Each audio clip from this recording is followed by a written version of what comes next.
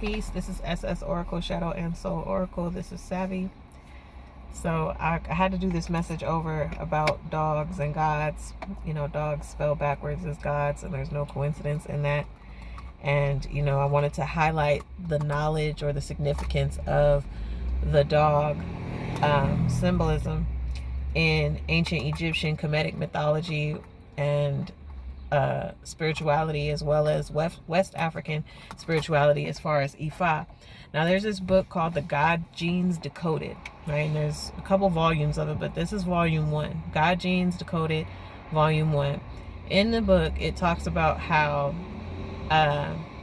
West African spirituality, like Ifa tradition, there are elements of ancient Egyptian Kemetic spirituality and science within it. Like the two coexist, and you can fact check that, Google it, or get the book yourself and find that information there.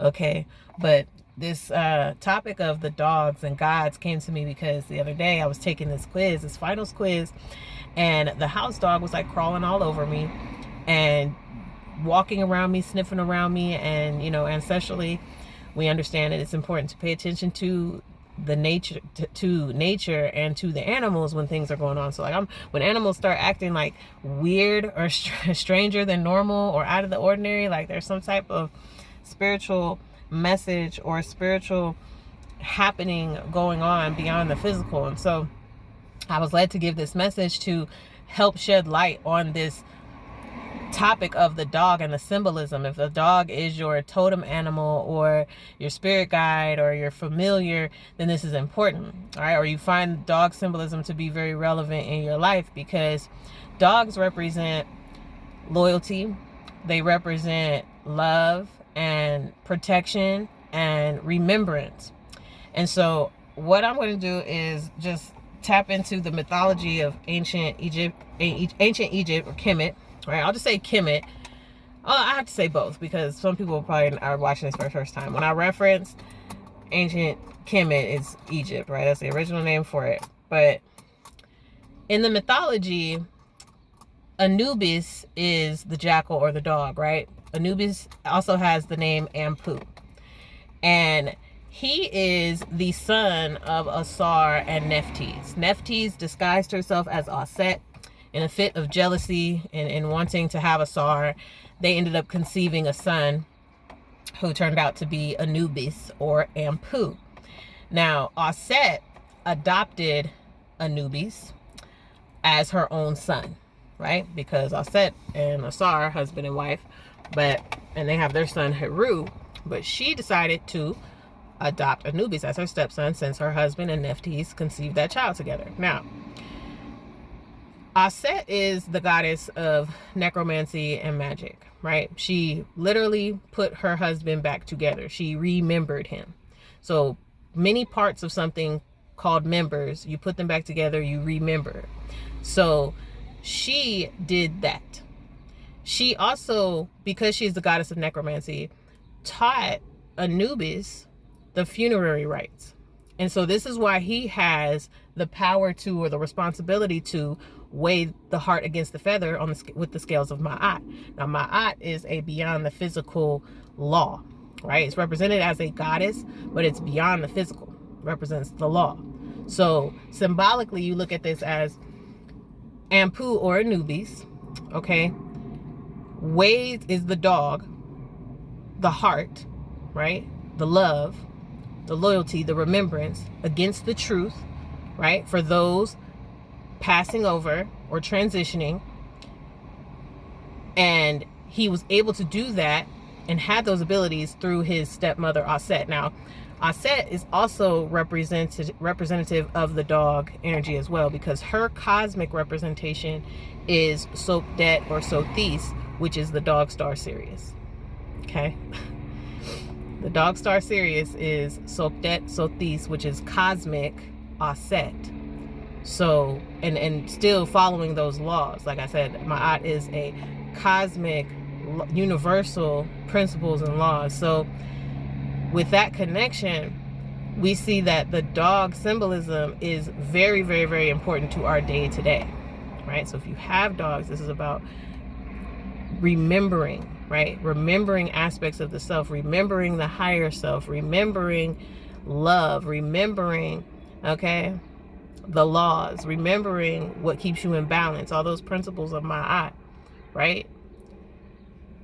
And so on the Western African side of things, like through Ifa, Ashe, Ishu, Elegua, and Ogun, and Shango, right, represented by the dog as well.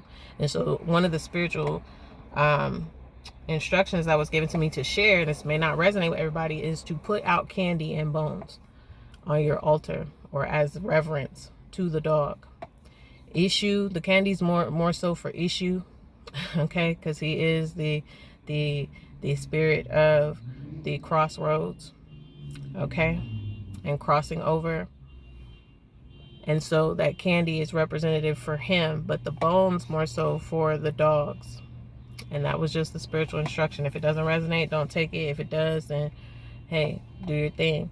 But if you got some chicken bones or something, you know what I'm saying, just go ahead and just leave them out somewhere designated to connect with that dog. If you don't have a dog in your house or you're in your home, or maybe you had a dog growing up and you could probably connect with your dog and, you know, do some ritual or something like that to connect, then do that as well, because the dog is an extremely important symbol. All right, I'll show you the African spirituality again. All right, and there's something to say about cats too, but I'm not making this about cats. This is about the dog gods. Okay, this is about the dog gods. Like I said, it's a dog and God is a play on words, right? Dog spelled backwards is God. But what's also a play on words was the remembrance, right? Remembering is bringing something to the forefront of your mind, but also putting something together. And so on our path, sometimes we can feel fragmented and all over the place. And so we have to learn how to be aware of that and begin to put ourselves in alignment or in balance. Again, a principle of my eyes.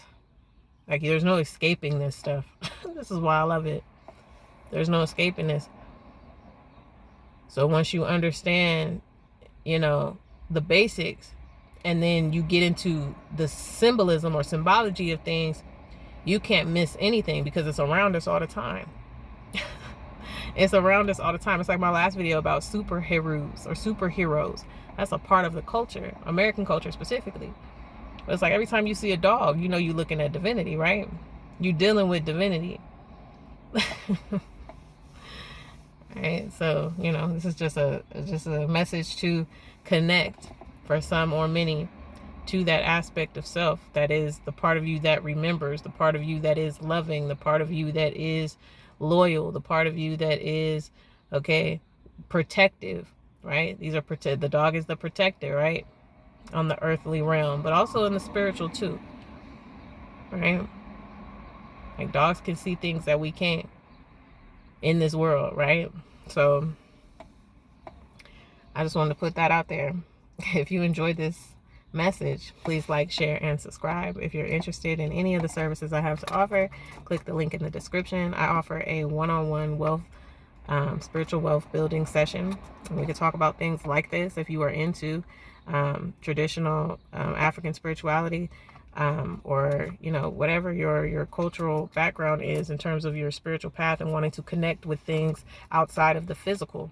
Right? Understanding that everything isn't about money and materialism and things that are always tangible, that there's a connection that could be developed to help us see, right? Not just with our physical eyes, but with that third eye or that first eye, things that happen in our realities that can keep us uplifted and empowered when the world is doing its thing, right? When life is lifing and things are crumbling and falling down, like, how do we anchor ourselves and ground ourselves in something that is higher? And so the one-on-one spiritual wealth building session is just that, and it's an hour-long conversation. So conversations like this, topics like this, information like this can be shared in that session. I also offer a multi-dimensional chit chat.